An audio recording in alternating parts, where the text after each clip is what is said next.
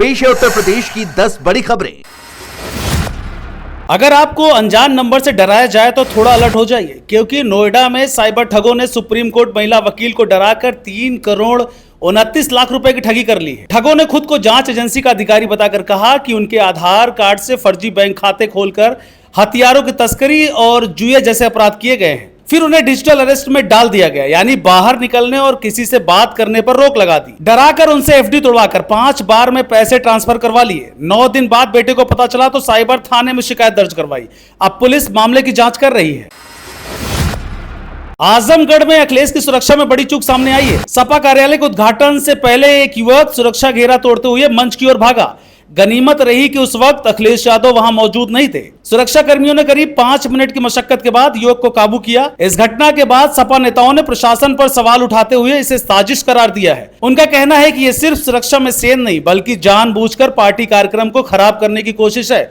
मामले ने सियासी तापमान और बढ़ा दिया है।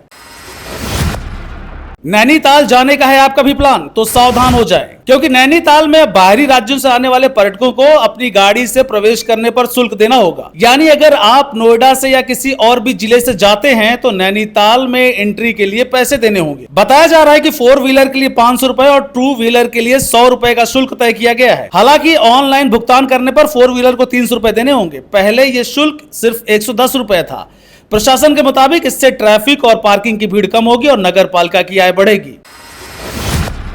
इस बीच बरेली में एक हैरान करने वाला मामला सामने आया है, जहां थाना नवाबगंज क्षेत्र में ईद जागीर गांव की नूरी शादी के दिन दुल्हन बनकर सज गई, लेकिन दूल्हा सलमान बारात लेकर नहीं पहुंचा। दोनों के बीच 2 साल से प्रेम प्रसंग था और 28 जून को सलमान नूरी को लेकर भागा था। परिजनों की शिकायत पर पुलिस दबाव में आई तो 29 जून को सलमान उसे थाने लेकर आया। फिर पंचायत ने 2 जुलाई को निकाह तय कराया। नूरी के घर शादी की तैयारी हुई, पकवान बने, मेहमान जुटे, लेकिन सलमान नदारत रहा। फिलहाल पुलिस जांच में जुटी है और गांव में यह मामला चर्चा का विषय बना हुआ है। नोएडा के विकास को मिलेगी रफ्तार, क्योंकि योगी सरकार ने अब कमर कस ली है। दरअसल गंगा और यमुना एक्सप्रेसवे को जोड़ने के लिए एक नया 74.3 किलोमीटर लंबा ग्रीनफील्ड लिंक एक्सप्रेसवे बनाने की तैयारी तेज कर दी गई है। ये नोएडा सेक्टर 21 फिल्म सिटी से शुरू होकर बुलंदशहर के सियाना तक जाएगा और 4000 करोड़ रुपए की लागत से बनेगा। एक्सप्रेसवे के बनने से Noida international airport, Delhi Mumbai expressway, Yamuna city के औद्योगिक सेक्टरों और मेरठ से प्रयागराज तक कनेक्टिविटी बेहद आसान हो जाएगी।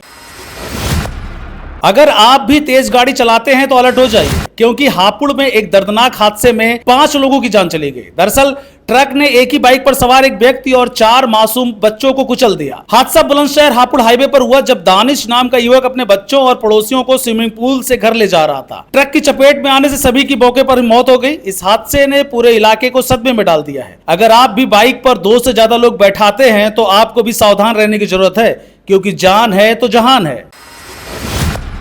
इस बीच लखनऊ से एक बड़ी खबर आई है, जहां धर्म परिवर्तन कर चुके 12 लोगों ने फिर से हिंदू धर्म अपना लिया है। विश्व हिंदू रक्षा परिषद की अगुवाई में गोमती नगर के शिव मंदिर में इनकी वैदिक रीति रिवाज से घर वापसी कराई गई। इन सभी को त्रिपुंड लगाया गया, भगवा वस्त्र पहनाए गए और हवन पूजन के बाद इन्हें हिंदू धर्म में वापस शामिल किया गया। इनमें से किसी को पैसे का लालच तो किसी को विदेश में नौकरी का झांसा देकर धर्मांतरण करवाया गया था। संगठन ने न सिर्फ इन्हें सहारा दिया, बल्कि सम्मान और संस्कार के साथ घर वापसी कराई। सब्जी में कम नमक ने ले ली महिला की जान। ये हैरानी की बात नहीं, सच है, क्योंकि कासगंज में एक दिल दहला देने वाली घटना सामने आई है, जहां सब्जी में नमक कम होने पर एक पति ने अपनी गर्भवती पत्नी को छत से फेंककर मार डाला। बताया जा रहा है कि पूरी घटना ढोलना थाना क्षेत्र के नगला डक गांव की है। आरोपी रामू ने पहले पत्नी को बेरहमी से पिटाई की और फिर छत से धक्का दे दिया। इलाज के दौरान ब्रजमाला की मौत हो गई। पुलिस ने आरोपी पति को गिरफ्तार कर लिया। मामला इंसानियत को झकझोर देने वाला है। कांवड़ यात्रा से पहले प्रशासन की सख्ती का असर अब गाजियाबाद में साफ दिख रहा है। प्रशासन की ओर से कांवड़ यात्रा को देखते हुए ट्रैफिक व्यवस्था में बड़ा बदलाव किया गया है। 11 जुलाई से दिल्ली मेरठ रोड और एक्सप्रेसवे भारी वाहनों के लिए बंद रहेंगे। इसके साथ ही 15 जुलाई से इन रूट्स को वन वे किया जाएगा। अंतरराज्यीय बैठक में एसीपी आलोक प्रियदर्शी ने रूट डायवर्जन की जानकारी दी। साथ ही सावन के पहले सोमवार को दुधेश्वरनाथ मंदिर के पास जीटी रोड को बंद किया जा सकता है।